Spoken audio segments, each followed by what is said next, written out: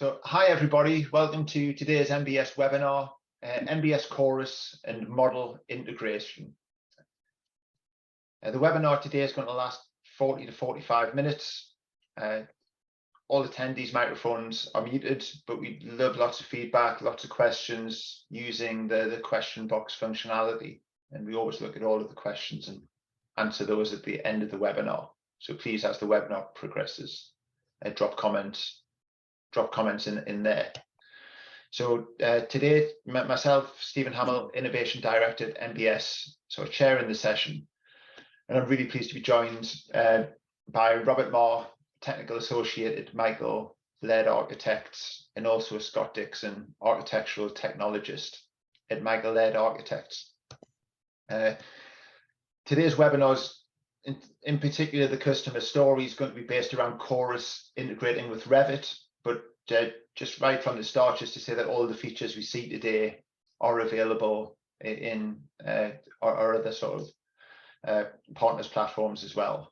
So if you're on the Mac with Graphisoft ArchiCAD or Vectorworks or the newly released Open Building Designers plugin for NBS, the principles are largely the same. But today it's a Revit customer story. Hopefully we'll get more from different platforms as the year progresses. But yeah, just a reminder that the plugin works in a number of different platforms. So the webinar today will start with a customer story where I do a bit of a show and tell and speak to Robert and Scott. I'll then go through and just explain what's happening behind the scenes when you link NBS specification with a model and objects in that model. Just really basic example, first principles.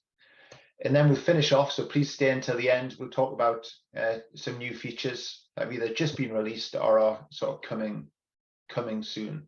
So without further ado, let's jump in and we look at the customer story. NBS Chorus working with Autodesk Revit with Michael Laird Architects.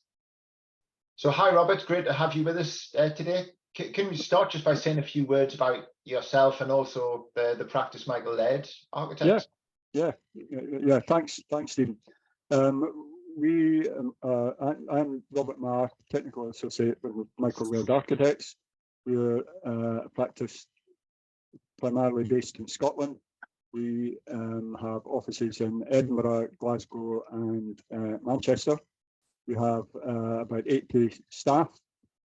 And we work on a variety of projects, as you can see from the website there. We do commercial, industrial, housing, retail, data centers, just about anything. So yeah, jumping across the sort of NBS Chorus here, is it possible just to show off an example specification from a recent project and just talk through the importance of a good specification on a project? Yeah. And so we have a project here that we created, which was we called NBS rather than work on a live project. But all we've done is copy stuff over from a live project.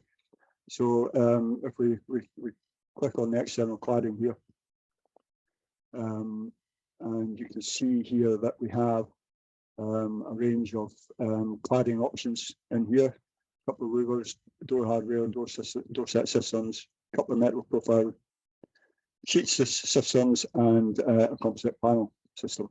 So if we click on one of those, it's obviously very important that we have a good specification, and part of that NBS Chorus gives us the guidance documentation on the right hand side. So we follow the NBS guidance to help us prepare the spec. A lot of good information in there, but we also have our own org notes and to supplement the specification to hopefully improve the documentation that we're providing to the contract team. So on the right-hand side there, I can see that you've got 5 organisation notes that are against metal profiles, cladding to help your specifiers across the practice. Yes. So we click on the org notes here. We get the the list of organisation notes that we've added to supplement the NBS guidance, and we just cut and paste whatever they're required. So in the likes of this specification here on the metal profile sheet, we always, it's a CDP, so we always add that note in at the start of the specification so that everyone's fully aware that it's a CDP. We've in this particular project, it's architectural profiles for the cladding, and we've pasted that in from NBS Source, which is another good feature that allows us to complete the spec a little bit easier. The other organisation notes that we have, if we progress down through here, are things like the cavity closers here. This is a project in Scotland, so it's an E30 cavity closer requirement. If it was elsewhere in the UK, it would be EI30. We also, for the fire stops, we make reference to our fire stopping specification. Yeah. There, rather than give details there. So again, that it would tell whoever is working on the spec within the organisation notes to add that in. And we also have notes about additional supports, sealing services, penetrations, another requirement section, which is basically about the air tightness, providing EPDM membranes as the air tightness membranes. System inspections. Most manufacturers, most cladding and curtain walling manufacturers will provide an inspection service, so we want that to happen for our cladding and curtain walling, so we add that in, and the final one would be the guarantee clause. So we make full use of the organisation notes. It's a great feature, and we're updating the org notes all the time. And is this particular specification, you've included a manufacturer as the basis of the design, and then you've got a set of type performance clauses because it's part of a contractor design package? Indeed, yeah, that's correct. Yeah, no, very, very interesting. And on a typical project like this, how many architects, how many architectural technicians will be on the project, and how many will work on the spec? How many will work? And how do you sort of, how does the teamwork work? It depends on the size of the project, obviously, but the likes of this project had 5 people working on the model side of it, the drawing side of it, I think, and only two worked on the spec. But everyone that worked on the model would have been linking the spec and the model together.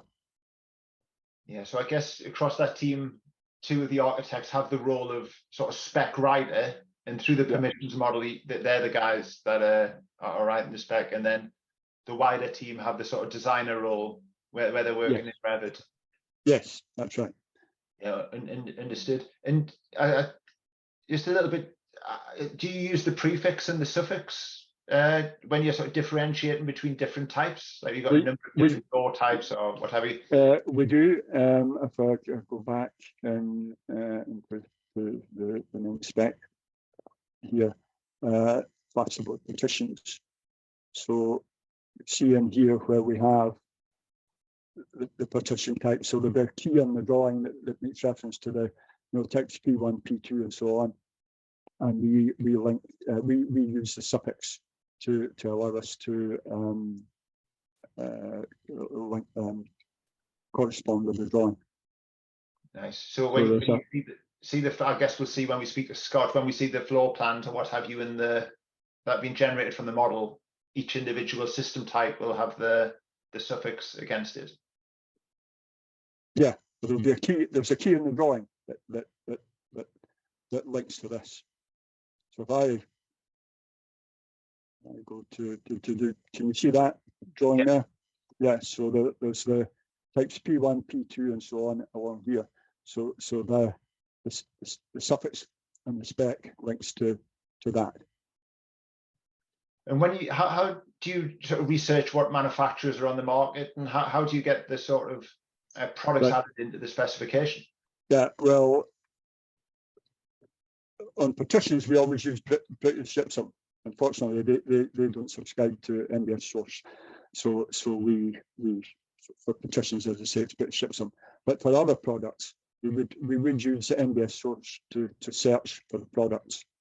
And that allows us to, if we find a suitable product in NBS Source, it allows us to complete the spec quicker. Because we can paste from NBS Source straight into the spec. In this spec at the moment, do you have any examples of that? Could you like maybe go door specifications or yeah? I'll go back. Yeah, if I go back to the external doors. And just when you're browsing around there, we do have some good news on this. Wasn't planned, but we got good news on British Gypsum. They've just signed up. So watch this space, and we'll have all of the British Gypsum systems in the system. That's good. I think they used to be part of NBS Source when they dropped off. So that's good at the back. Yeah, they were actually one of the very first manufacturers we had in SpecMan back in 1997. Launch set. They've always stayed with us, but they've had the RIBA CPD, but they've refreshed all of their content. It's coming back in. Yeah, good. That's grand. So if we go into door systems here, excuse me. So we've got carbon steel door sets here.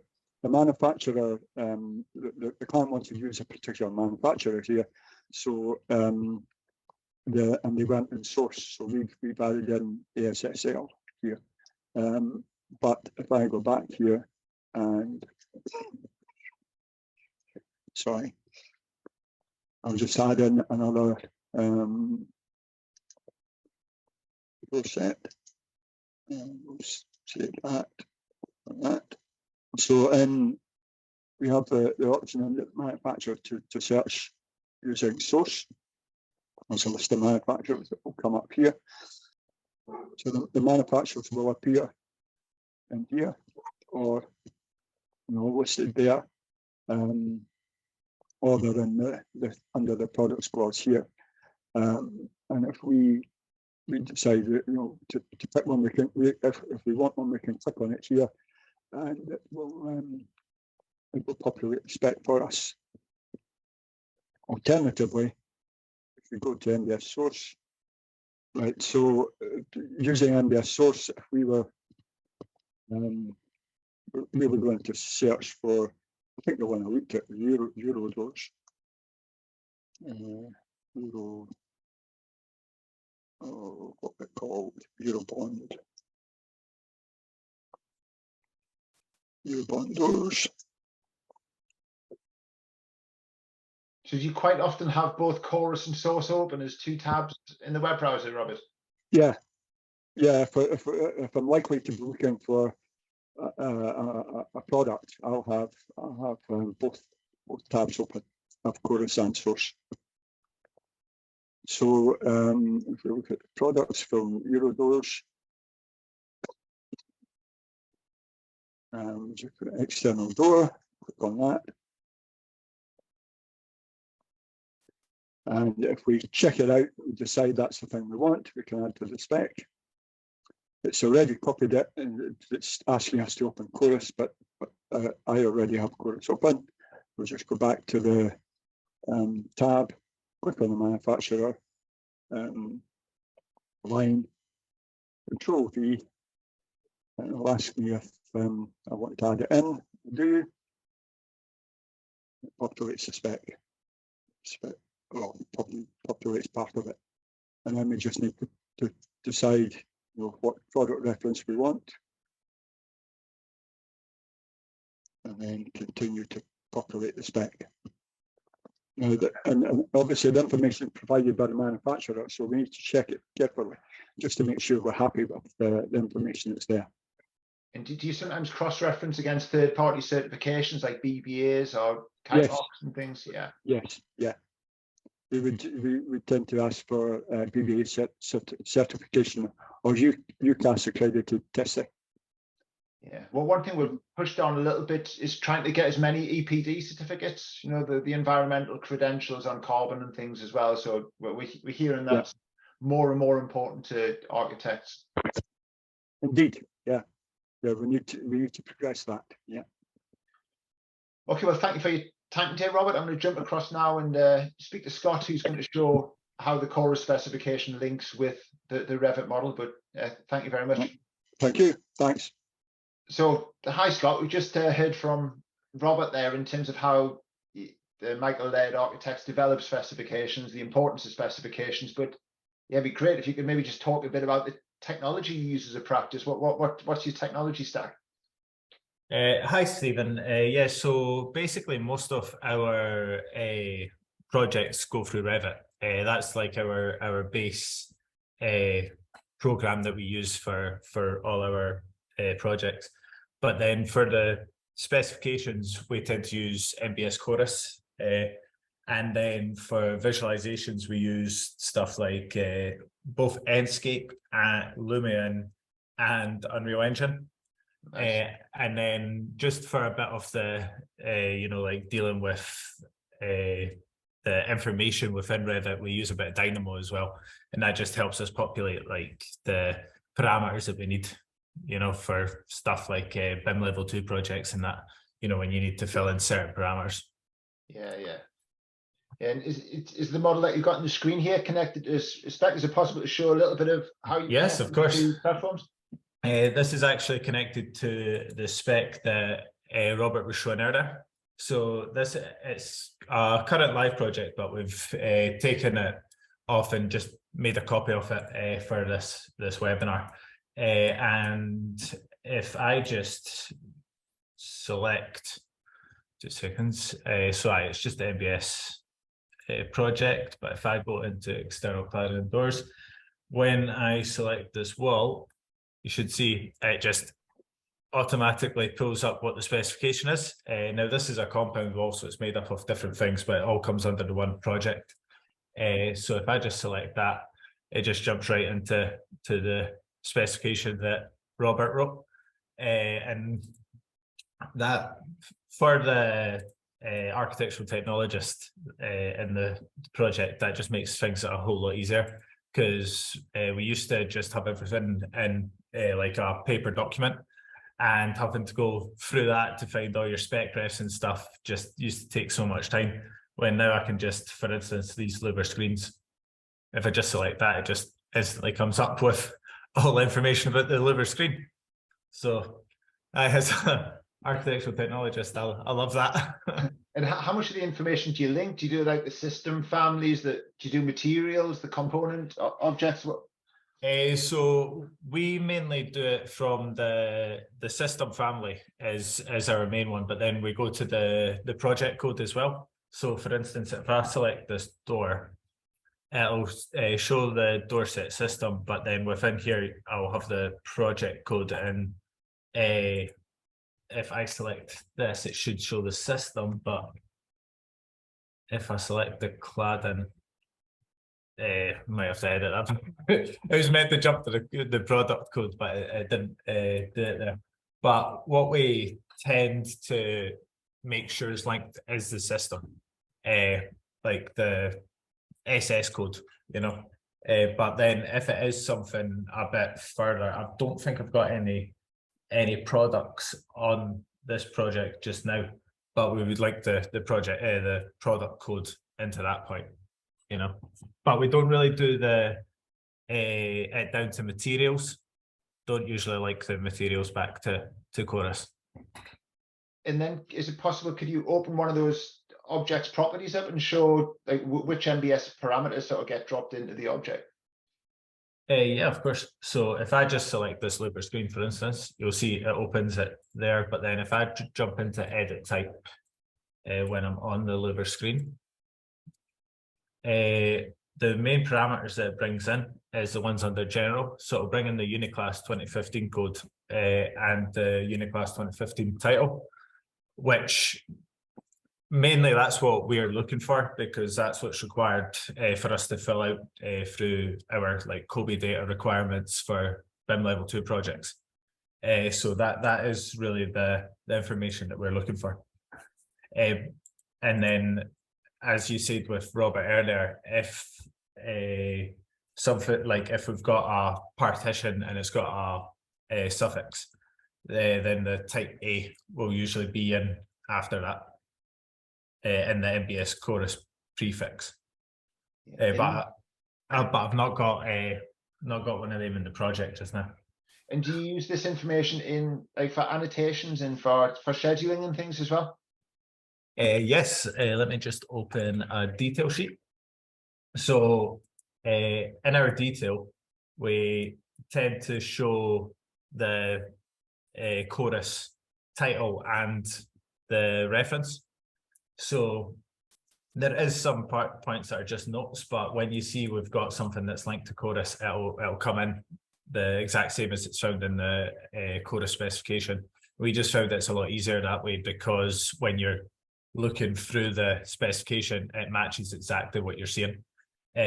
So this isn't actually, as I showed you earlier, that was the wall that was linked, but so that we can have easy to read details that are like really legible, we can select this and it'll show you that's actually a detail item, but I've linked that back to the spec as well. And that just makes it a lot easier for us to detail our drawings and actually make them as clear as possible. And then you'll see that this here is a detail item as well. And did I notice there was a couple of products on the left-hand side? Was it plywood and fire stopping as well? Yes. So what's actually different about this is just a filled region. So actually, if I jump down to here, you'll see we've got this flashing in here, and now that flashing is not actually detailed. Not actually modeled within our model, because it's just a tiny little flashing, and we try and keep our models quite clean. But if I select that, you'll see it's a filled region, but the filled region specifies that it's actually a flashing. So we always use that filled region when drawing flashings, and then that's linked back to the spec. Yeah, and in terms of the permissions model, I guess you don't really edit the specifications. You leave that to, say, Robert and his colleagues, and then you make sure you get the drawings all right in Revit, linking off this information. Yeah, I sign on using the designer role. And that way I can basically use Chorus for just what I need it to do, and then it leaves the seats free for the specification writers in the practice, whereas I can just jump in, carry on modeling my models and getting access to the spec, because it's really good to have access to the spec when I'm working, because as I said, like I can just easily click on that and it'll give me all the information that I need to know when drawing up my details. Yeah, no, we've heard that from a number of practices, that you tend to have like a certain percentage of the architects in the office that are like focused on writing the specification, but then it's really useful for all those that are in your sort of design environment to do the design, but actually understanding and seeing the spec on the left hand side or the right hand side. Yeah, I've always got the specification open as often as possible, because it just keeps me right when I'm detailing. And then what does the sort of finished information look like that comes out of Revit? And is there examples of how that continues? Is that a full drawing sheet there? Yeah, so this is a full drawing sheet, and as you can see, it's populated with all the spec refs that come straight from Chorus. And then if I just jump to a partition plan, so you can see we've got this is what Robert was talking about previously. So we've got like our partition types, like type P1, type P2, and that's linked back. The prefix is linked back to Chorus as well. So these aren't like, this is just a legend, but if I select one of these walls up there, it should jump back and show me if it's type P1, type P2. And then on top of that, that's how we generate our filters in order to like color in our plans, so like to make a type P1 purple, we'll pick up the Chorus spec that says P1, and then that'll color them all purple, Oh, very cool. I've seen that once or twice. It's nice having those rules that do color changes based on the parameters that are in the object. And if they're parameters generated from the spec, I think that's even nicer. Yeah, because as long as it's linked back to the spec, you know you're keeping yourself right, you know, because you can sometimes be in a rush and create a new wall type just so it fits. But then you'll see on the plan that it's not coloured, and you're like, right, I'll have to check this against the spec, and that way you're keeping yourself right, you know. And then another thing I like to do is, sorry, the Zoom tab's blocking my view at the top. Can I drag that along? Yes, I can. Right, so if I just go to schedule and I create a new wall schedule, for instance, and then I add the family type and then the 2 uni classes. What I'll get instantly out here is a list of everything that's linked back to Chorus. Yeah. And that's really helpful for me because that lets me know when something's not linked back. So therefore it's not in the spec, or if it's not linked yet, and therefore it needs to like be linked back to the spec. For instance, this JIP liner in case that's not linked back to the spec yet. So I can just jump into here. I can go to plasterboard partitions and I can find my gypsum board casing systems, associate with the model, associate now, and then that just links it all back to the correct spec for me, and it gives me all my uniclass codes as well. So it's perfect. I guess that shows the power of linking it at the sort of type level, because you can see there's 30 or 40 instances of that wall that all are updated and maintained in one click. Yep. I just done it all. And I saw when Robert was presenting, they had that sort of naming convention of what the spec is called in the title block of the drawing. Can you just talk a little bit about, because it doesn't live in Revit forever, it goes up to a common data environment, maybe as a PDF. So how do you do your drawing blocks in terms of the revisions and whether it's contractual? Yeah, so are you just talking about the drawing number and like the actual drawing title sheet? Yeah, so this is all just linked to, back to parameters that we set up in the office. So because of the new uniclass system to name your drawings and stuff, everything now needs to be in a parameter. So we've got values that we add in for stuff like level and sheet number, and then like we've got one that specifies what tender, construction information, the suitability, and then the title really, and then that's just PDF'd. It's put on a common data environment and our own internal one, which is called DLM, and we then have that like a copy of that snapshot, what that model was like at that time, just in case, because it's a live model and it's always changing, you know. You need to know what it was like when it was issued, so it's all put on DLM, just exactly how it is with everything linked. And I guess the spec cover sheet from Chorus would have a similar naming convention for the spec. I can see there SP instead of, was it D or DR? Yeah. So DR just specifies it's a drawing, and SP specifies it's a specification. So it does line through with the same naming conventions for our sheets, and our models the same, but that's M3 up there instead of DR or SP. And sort of final question, great demonstration, thank you. But what would you like to see next from NBS? How can we continue to improve and make life easier? I think for me, the main thing going forward is how all projects are kind of going towards being a BIM level 2 standard. So therefore, I think we'll actually need to include a lot more data from Chorus within the model. You know how, like, for instance, if I select the like the louvers or something like that. Sorry, I'm in plasterboard. Let me just jump in here.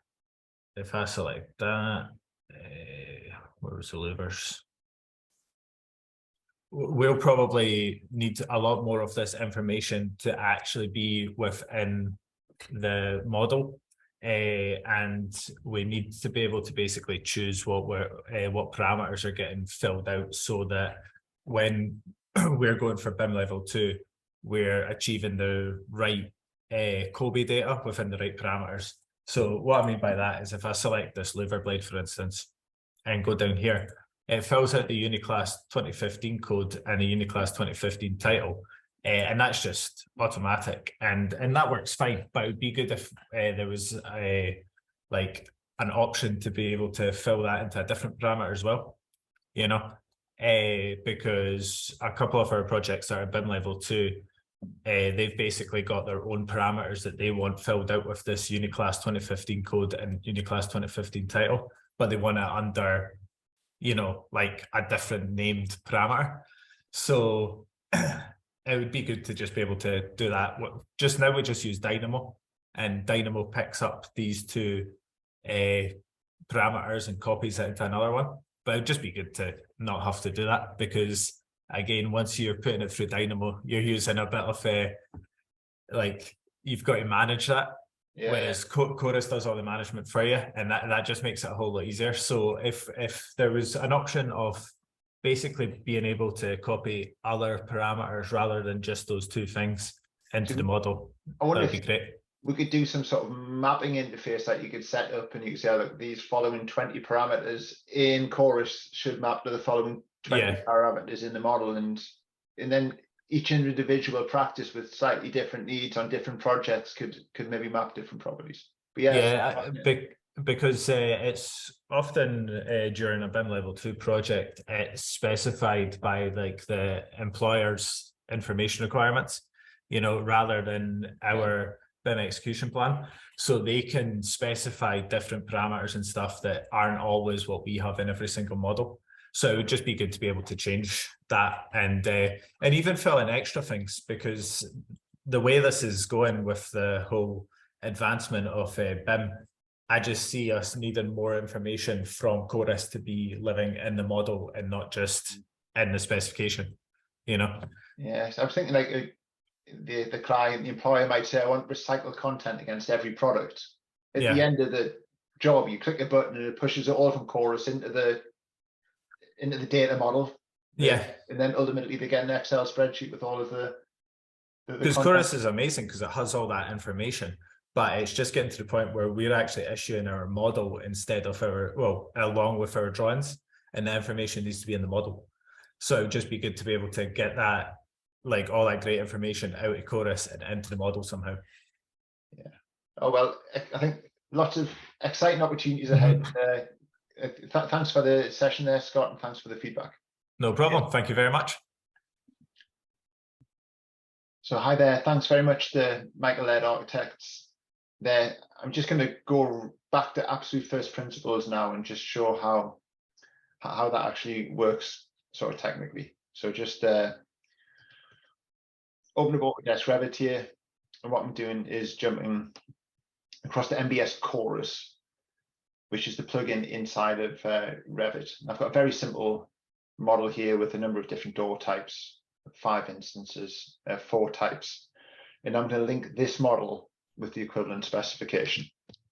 So you see I'm logged on here to Chorus. I've got a little test project set up. So the first thing is to link the model with the equivalent specification. You do that through the 3 dots here, associate with model. And if you watch next to the words demo spec there, when you do that, you just get the reinforcement through the little indicator. And that's there in the sort of web version of Chorus as well. If I refresh this, you see now that's actually sort of linked to the model. And inside this spec, you can see I've got 4 door sets. And I've named them 101, 102, 103, 104 in the suffix. So jumping across into Revit, I can see sort of exactly the same thing over here. So come across to the contents page, and I've got the 4 door sets, DRS 101, 102, 103, 104. So to link this door on the left hand side to this specification here, what I need to do is sort of just select the door, And then I'm going to come across to the right hand side, and again it's the 3 dots, and I'm associating the object with the specification clause, and that could be an entire system, a material, could be a product. It doesn't matter, the principles are the same. When you do that, if you look in the schedule, it's dropped in the suffix, and it's just made sure that the different codes and titles are the same. So in the second example, just to demonstrate that definitely works, I'll change this title and just call it door, and I'll remove the classification code, and just watch what happens. You can also see there on the right hand side, it adds a GUID. So you've got the sort of visible parameters that are shared. But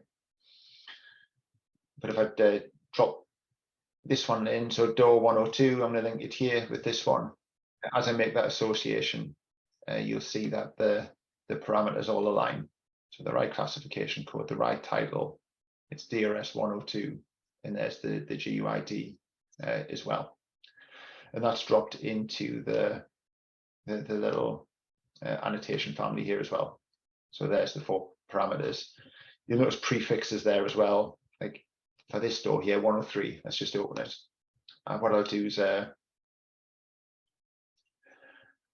it a, let's just find it again, sorry. I'll give that a prefix. So I'm jumping in here and I'll give it a prefix of ABC.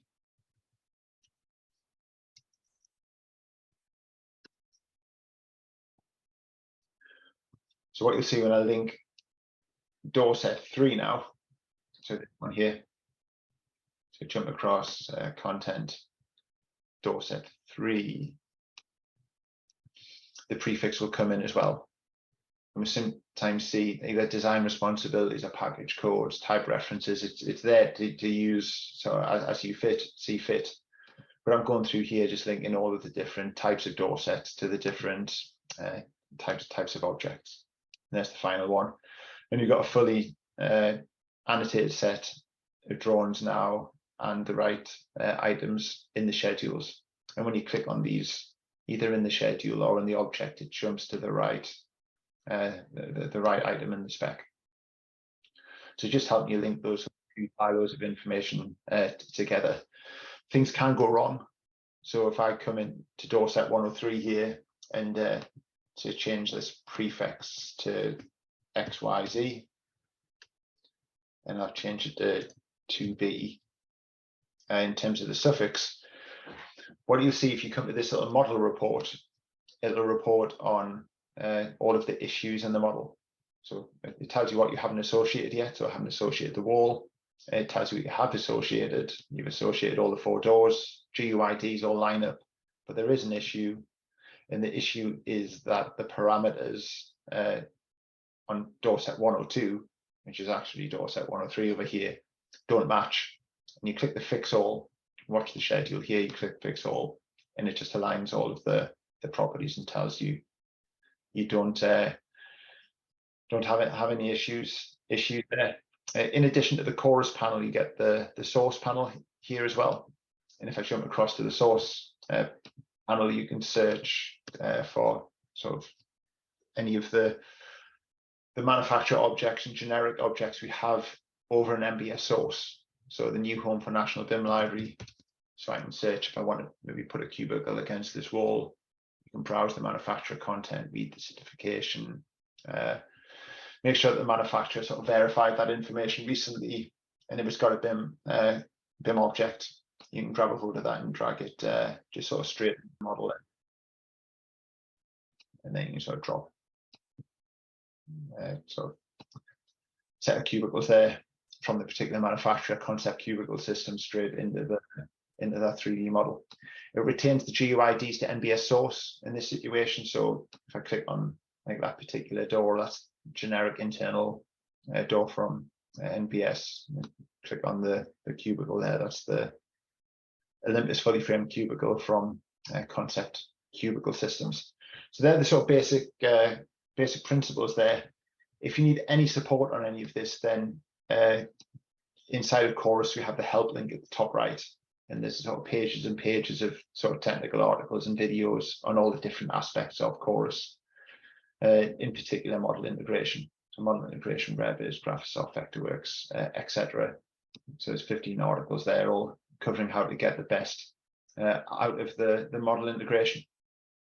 So just to finish off now, we're going to just show some new features. One that was released 2 or 3 months ago called designer licenses, and then going to speak to one of our software developers to show some functionality in progress in terms of sharing additional parameters between Chorus and Revit.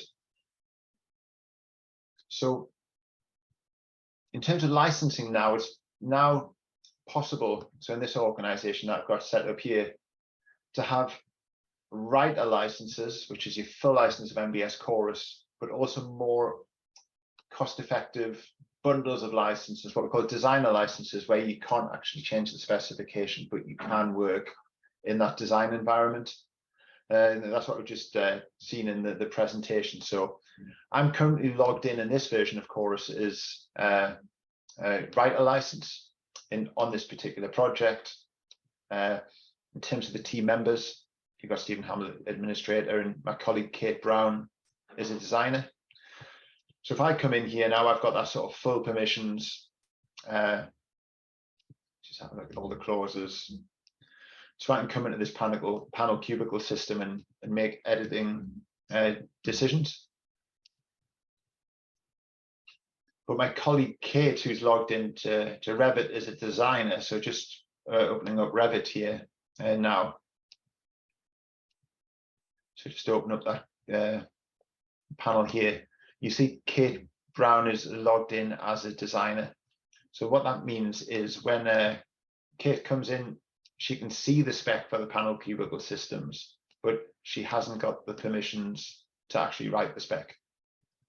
We don't have permission to edit this. So Kate can do all the things that you need to do, maybe as a technologist, as a designer. So we could come in here and link the cubicle to the cubicle system. And that's going to associate, see the link there, that's associated that with the specification and do all my annotations, but you're not taking out that full license of NBS. So if anybody works in that way and wants to push NBS across like all of their colleagues in the office, please pop something in the chat now on that one, and we can send more details. But yeah, I'm just jump in and add the annotations in. You see that's now sort of all linked to the spec itself. So click on the doors and you're going to see the spec for the door. Click on the cubicle and you're going to see the spec for the cubicle. Designers can also write spec notes as well. So Kate here can write the note and that will go to the colleagues on the project as well. You can see the guidance, you can browse the manufacturer content. So you do pretty much everything apart from writing the specification.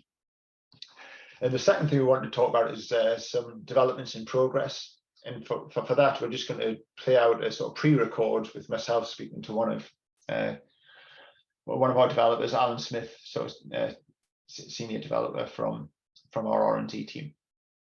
So hi there, I'm joined by Alan, who's one of the NBS team working on the model integration at the moment. Hi, Alan.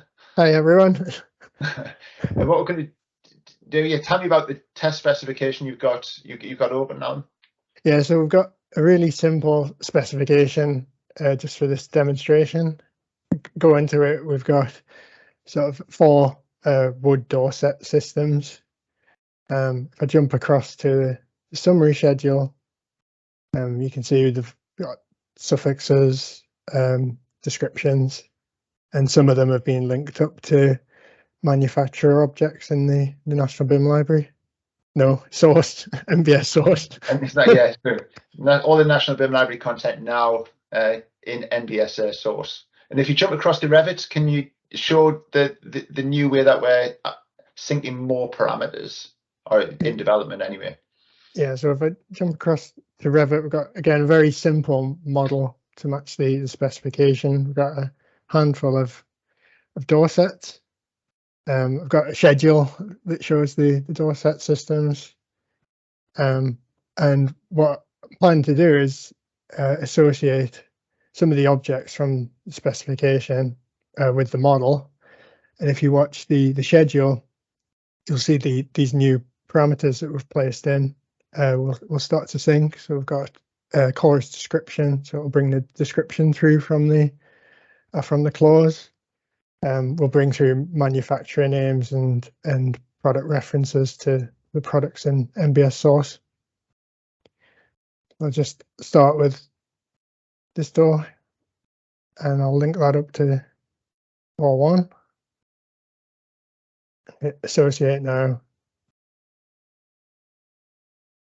As you can see, the annotation updates and the properties are all brought through.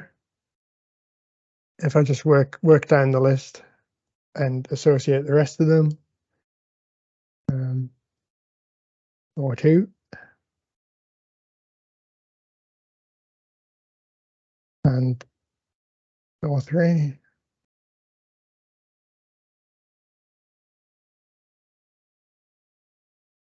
door 4,